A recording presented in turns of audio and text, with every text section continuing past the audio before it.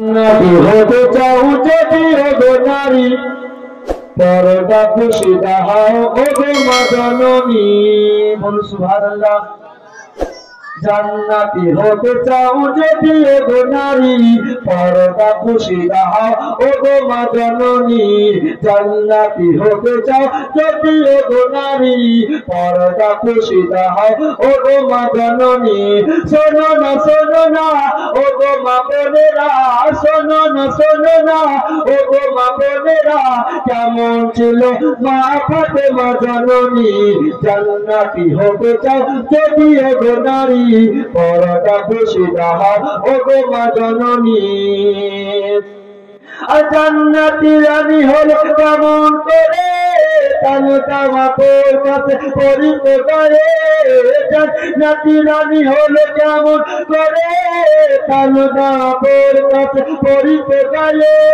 দেখিতে কেমন ছিল ফাসানা কালো ছিল, দেখতে কেমন ছিল ফাসানা কালো ছিল। স্বামী সন্তান ছাড়া কেউ তো দেখেনি। জান্নাতি হতে চাও যদি ওগো নারী, পরদা পুশিদা হও ওগো মা জননী। আখিরি শের। গরিব দুঃখী ছিল হযরত আলী, পারতো না কিনে দিতে নতুন শাড়ি।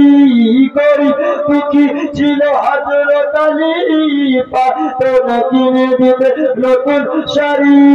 তবুও মা ফাতেমা কোনা গঞ্জনা, তবুও মা ফাতেমা কোনা গঞ্জনা। কেন?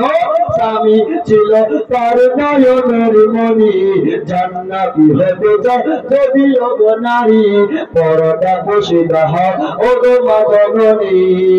এই গজলে যদি ব্যাখ্যা করি তো অনেক লম্বা চওড়া হয়ে যাবে, শুধু আপনাকে বললাম। কারণ হযরত আলী রাদিয়াল্লাহু তাআলা এত গরীব ছিল যে মা ফাতেমাকে সুন্দর একটা কাপড় কিনে দিয়ে পারতো না। তো মা ফাতেমা কখনো হযরত আলীর প্রতি নারাজ হননি, খুশি ছিলেন। নিজের কম্বলকে বলেছে ওগো আমার স্বামী, এই কম্বলটা নিয়ে যান আর বাজারে বিক্রি করে দিয়ে আসেন, যদি কিছু পয়সা পান। আর আজকাল মা বোনেরা যদি স্বামী একটা শাড়ি কিনে দেয় তো বলবে এটা তো 100 দামের শাড়ি। পাশের বাড়িতে দেখো নারীকে ওর স্বামী কিনে দিয়েছে 1000 টাকা দামের বেনারসি শাড়ি, এরকম অনেকে বলবে। যাই হোক লম্বা চওড়া করবো না, শেষ হল। সংসার ছিল তার এতই অভাব, কেটে অনহার কেটে যেত কত দিন রাত। সংসার ছিল তার এতই অভাব, অনহার কেটে যেত কত দিন রাত। পেটে পাথর বেঁধে বুকে গোরা নিয়ে, পেটে পাথর বেঁধে বুকে গোরা নিয়ে, একান্ত তারা নামক সারণী। জান্নাতি হতে চাও যদি ওগো নারী, পরদা পুশিদা হও ওগো মা জননী।